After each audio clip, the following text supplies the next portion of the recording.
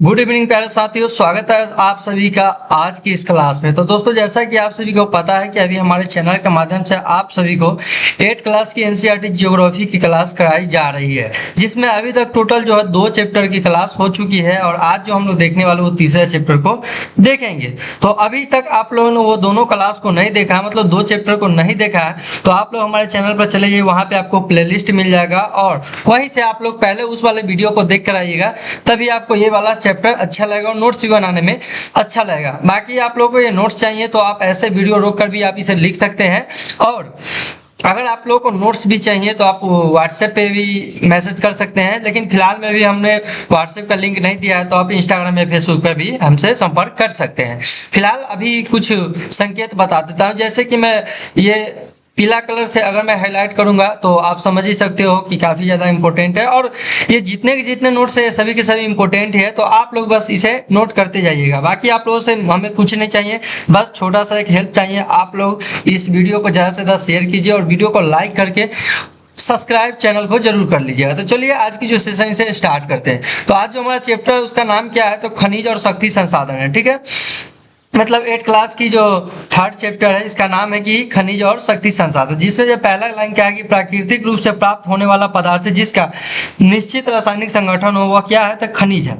मतलब कहने का मतलब है कि ये खनिज का आपका एक परिभाषा हो गया, जिसे आप परिभाषा के रूप में समझ सकते हैं, लिख सकते हैं कि प्राकृतिक रूप से प्राप्त होने वाला जो भी पदार्थ है जिसका निश्चित रासायनिक संगठन होता है वो हो, उसे क्या कहते हैं, उसे हम लोग खनिज कहते हैं। ठीक है, अब देखते हैं कि भोजन में अब क्या दिया गया है कि भोजन में जो नमक होता है, भोजन में नमक और पेंसिल में जो ग्रेफाइट भी क्या है, खनिज है। मतलब ये दोनों में जो भी चीज है, जैसे भोजन में नमक पाया जाता है और पेंसिल में ग्रेफाइट भी पाया जाता है, ये सभी क्या है, ये भी एक खनिज ही है। ठीक है, ये कहने का मतलब है खनिज के बारे में। अब यहाँ से कुछ और पॉइंट भी है कि विशेष क्षेत्र या सेल समूह में पाया जाता है, मतलब कोई एक विशेष क्षेत्र है या कोई सेल समूह है उसमें ही ये पाया जाता है खनिज, और प्राकृतिक प्रक्रियाओं द्वारा निर्मित होता है, प्राकृतिक प्रक्रियाओं द्वारा निर्मित होता है खनिज। और खनिज का भौतिक गुण हो, जैसे रंग, घनत्व, कठोरता, रासायनिक गुण यथा विलेयता के आधार पर इसे पहचाने जाते हैं। ठीक है, अब देखते हैं कि खनिज के प्रकार भी यहाँ पे दिया गया है कि खनिज कितने प्रकार के होते हैं।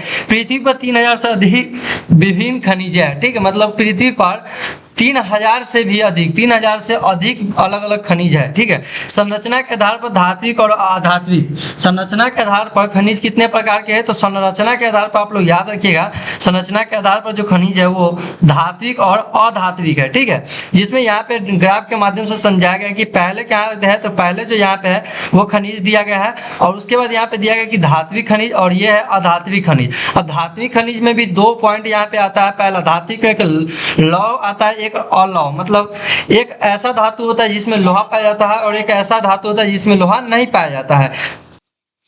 अब है कि धात्विक खनिज के बारे में हम देखेंगे। जैसे कि यहाँ पे दिया है कि धात्विक खनिज क्या है, तो धातु के कच्चे रूप में होते हैं। मतलब धात्विक खनिज में धातु जो होते हैं वो कच्चे रूप में होते हैं। जैसे में क्या है, तो जैसे में आप लौह अयस्क ले सकते हैं, बॉक्साइट ले सकते हैं, मैग्नीज अयस्क ले सकते हैं। ठीक है, अब देखते हैं धात्विक खनिज, धातु जो दिया हुआ है धातु है, कठोर होती है। मतलब धात्विक खनिज में जो धातु होती है वो क्या होती है, वो कठोर पदार्थ है। ठीक है, उष्मा और विद्युत को सुचालक करती है। मतलब अधात्विक खनिज में धातु जो उसमें एवं विद्युत सुचालक करती है। अब देखते हैं अलौह खनिजे, मतलब लौह खनिजे देखते हैं, लौह खनिजे जिसमें लोहा पाया जाता है, मतलब जिसमें लोहा पाया जाता है उसे क्या कहते हैं, उसे लौह खनिजे कहते हैं। और लौह अयस्क, मैग्नीज, क्रोमाइट में लोहा होता है। ठीक है, ये 3 उदाहरण दिया गया है। उसके बाद दिया है कि अलौह खनिज किसे कहते हैं, तो लोहा नहीं पाया जाता, मतलब जिसमें लोहा नहीं पाया जाता है ना, वैसे खनिज को अलौह खनिज कहते हैं। जैसे सोना हो गया, चांदी हो गया, तांबा, शीशा, ये सभी में क्या है, इस सभी में लोहा नहीं पाया जाता है। अब देखते हैं अधात्विक खनिज किसे कहते हैं, तो धातुएं नहीं होती है। मतलब अधात्विक खनिज किसे कहते हैं, तो अधात्विक खनिज उसे कहते हैं जिसमें धातुएं नहीं होती है। चूना पत्थर, जैसे में क्या है, तो चूना पत्थर आप ले सकते हैं, अभ्रक ले सकते हैं और जिप्सम ले सकते हैं। ठीक है, खनिज ईंधन में देख सकते हैं, खनिज ईंधन में जो कोयला हो जाएगा, कोयला और पेट्रोलियम, ये दोनों उदाहरण भी आप रख सकते हैं। और खनिज को खनन, प्रवेधन या आखनन द्वारा निष्कासित, मतलब निकाला जा सकता है। कहने का मतलब है कि खनिज को है ना, कोई भी खनिज को खनन, प्रवेधन या आखनन द्वारा क्या कर सकते हैं, तो उसका निष्कासन, मतलब उसे निकाला जा सकता है। अब देखते हैं कि खनिजों का निष्कर्षण दिया हुआ है। खनिजों का निष्कर्षण मतलब खनिज हम किस प्रकार से क्या कर सकते हैं, निकाल सकते हैं। जैसे पहला दिया हुआ है कि खनन के लिए, दूसरा प्रवेधन के लिए और तीसरा जो है आखनन, मतलब सॉरी 3 तरीका हो गया। यहाँ पे दिया हुआ है कि पहला जो है खनन प्रक्रिया के द्वारा खनिजों को निकाला जा सकता है, दूसरा प्रवेधन तरीका से और तीसरा जो है आखनन, ठीक है। और खनन में यहाँ पे 2 दिया हुआ है, एक है कि विपरीत खनन और दूसरा जो है कुपकी खनन, ठीक है। आप सभी को एक एक करके यहाँ पे देखेंगे। पहला क्या है तो सैल। अब सैल के बारे में देखते हैं, सैल किसे कहते हैं तो खनिज अवयवों के अनिश्चित संगठन वाले एक या एक से अधिक खनिजों का एक समूह होता है। मतलब कहने का मतलब सैल किसे कहते हैं तो सैल किसे कहते हैं, खनिज अवयवों के अनिश्चित संगठन वाले एक या एक से अधिक खनिजों का एक समूह क्या होता है, समूहन होता है, ठीक है। उसी को सैल कहते हैं। सैल जिसमें खनिजों का खनन किया जाता है अयस्क कहे जाते हैं, मतलब खैल। सैल जो होता है ना, सैल जिससे खनिजों को प्राप्त किया जाता है या खनन किया जाता है अयस्क कहे जाते हैं। देखते क्या है कि 2800 खनिज इसमें से 100 अयस्क खनिज माने जाते हैं। मतलब कहने का मतलब खनिज टोटल 2800 है अभी तक लगभग में, और इसमें से 100 जो है ना अयस्क खनिज है, 100 इसमें से अयस्क खनिज माने जाते हैं।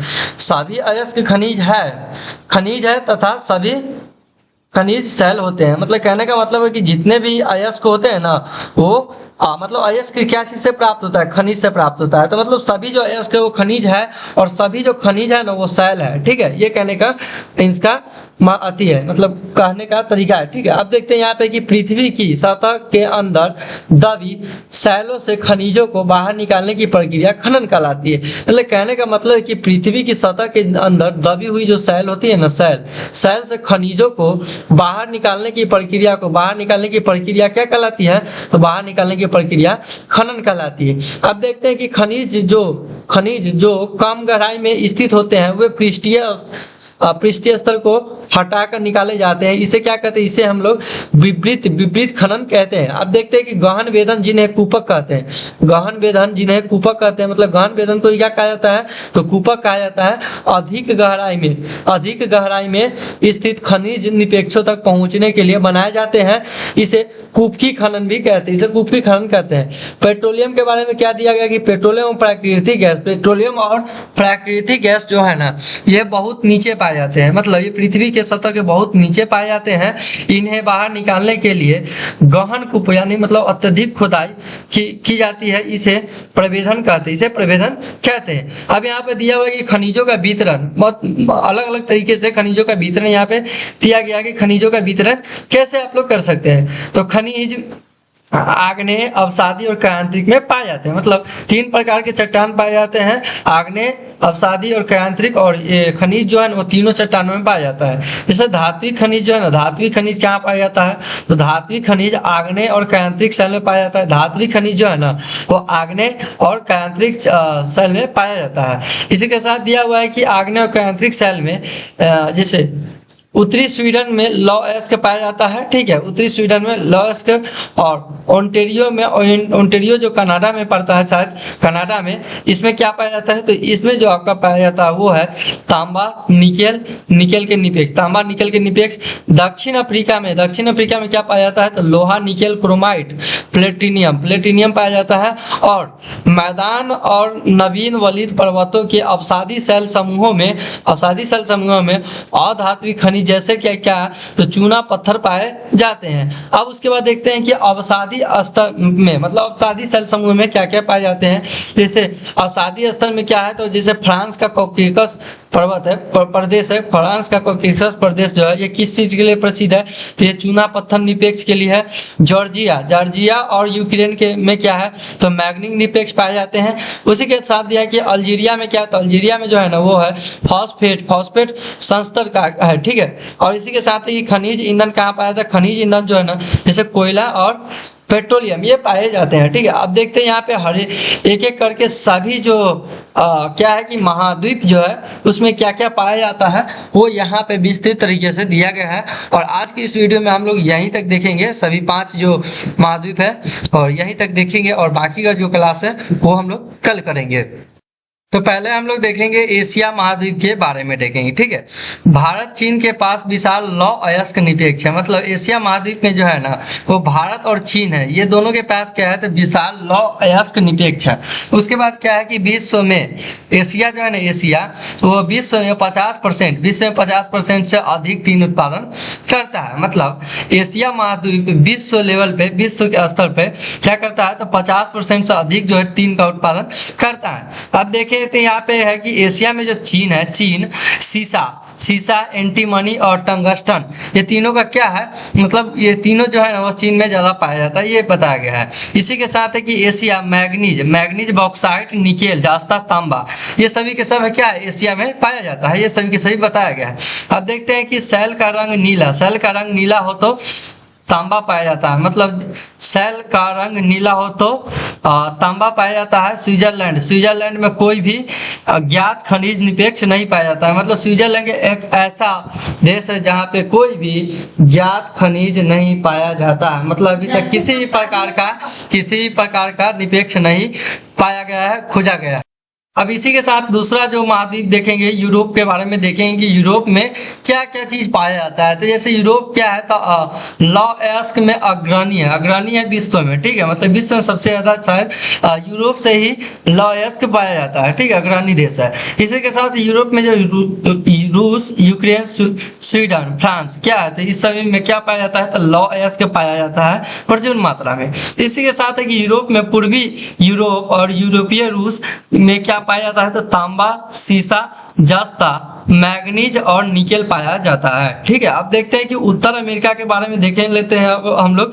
तो खनिज निरपेक्ष 3 क्षेत्रों में ग्रेट लीग के उत्तर में पाया जाता है, मतलब कहने का मतलब है कि उत्तर अमेरिका में खनिज जो निरपेक्ष है ना वो 3 क्षेत्रों में पाया जाता है। कौन कौन से तो एक ग्रेट लेक के उत्तर में पाया जाता है, एक है कनाडियन शील्ड प्रदेश में, और तीसरा जो है अल्पेशियन प्रदेश पश्चिम की पर्वत श्रृंखला है, ठीक है। ये सभी के सभी जगह है जहाँ पे खनिज निरपेक्ष पाए जाते हैं। इसी के साथ जो हमारा दूसरा पॉइंट हो जाता है वो आप लोगों को ध्यान रखना है कि कनाडियन शील्ड प्रदेश जो है वो लौ अयस्क निकेल के लिए, सोना के लिए और यूरेनियम तांबा का खनन यहाँ पे किया जाता है। उसी के साथ है अपलेशियन प्रदेश जो है यह कोयला के लिए प्रसिद्ध है, और पश्चिमी कार्डिलेरा क्या चीज के लिए, पश्चिमी कार्डिलेरा जो है वो क्या है तो तांबा, सीसा, जस्ता, सोना और चांदी के लिए प्रसिद्ध है।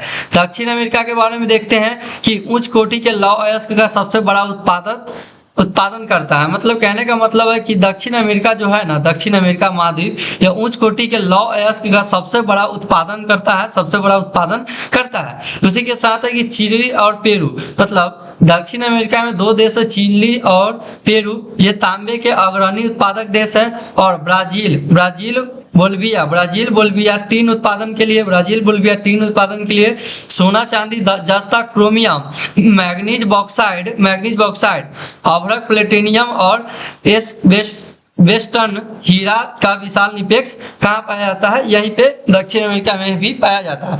खनिज तेल कहाँ पाया जाता है तो दक्षिण अमेरिका में खनिज तेल जो है ना किस देश में पाया जाता है तो वेनेजुएला में पाया जाता है। इसी के साथ अर्जेंटीना, चिली, पेरू और कोलंबिया में पाया जाता है। अब हम लोग देख लेते हैं इसी के साथ अफ्रीका महाद्वीप के बारे में देखते हैं 5वां नंबर पे, ठीक है। खनिज संसाधन में धनी है, मतलब अफ्रीका महाद्वीप क्या है तो खनिज संसाधन में धनी है। यहाँ पे हीरा, सोना, प्लेटिनियम विश्व का सबसे बड़ा उत्पादक मतलब यहीं से है। और दक्षिण अफ्रीका हो गया, जिम्बाब्वे और जायरे विश्व के सोने का एक बड़ा भाग, सोने का मतलब विश्व में जितना सोना उत्पादन होता है ना उसका एक बड़ा भाग उत्पादित करता है। कौन कौन से देश तो दक्षिण अफ्रीका और इसी के साथ जिम्बाब्वे और जायरे। दक्षिण अफ्रीका देख लेते हैं और दिया कि दक्षिण अफ्रीका तांबा, लौ अयस्क, क्रोमियम, यूरेनियम, कोबाल्ट और बॉक्साइट का भी उत्पादन करता है। इसी के साथ यहाँ पे अफ्रीका में कौन कौन से देश में तेल पाया जाता है तो नाइजीरिया, लीबिया और अंगोला में पाया जाता है। ऑस्ट्रेलिया के बारे में देख लेते हैं, यहाँ पे है कि विश्व में बॉक्साइट का सबसे बड़ा उत्पादक है, मतलब विश्व में सबसे ज्यादा बॉक्साइट कौन सा महाद्वीप उत्पादक करता है, तो वो है ऑस्ट्रेलिया। ठीक है, यहाँ पे सोना, हीरा, लौह अयस्क, टीन, निकेल का अग्रणी उत्पादक है। मतलब यह जो ऑस्ट्रेलिया है, ऑस्ट्रेलिया ये सोना, हीरा, लौह अयस्क, टीन, निकेल का अग्रणी उत्पादक है। और यहाँ पे क्या क्या, तो तांबा, जस्ता, सीसा, मैग्नीज में संपन्न देश है। ठीक है, इसी के साथ है कि पश्चिम ऑस्ट्रेलिया कालगुरली और कुलगाड़ी क्षेत्र में सोने का सबसे बड़े निपेक्ष, सोने का सबसे बड़ा क्या है, तो सोने का सबसे बड़ा निपेक्ष पाया जाता है। और हरा हीरा एक दुर्लभतम हीरा है, मतलब एक हरा हीरा होता है, यह एक दुर्लभतम हीरा है। और विश्व की सबसे जो प्राचीनतम शैल है ना, प्राचीनतम शैल वो क्या है, तो पश्चिमी ऑस्ट्रेलिया में है। मतलब पृथ्वी का निर्माण हुआ था ना, तो ये सबसे प्राचीनतम जो शैल है, सबसे पहले जो निर्माण हुआ था जिस शैल का, वो कहाँ पाया जाता है, तो पश्चिमी ऑस्ट्रेलिया में है।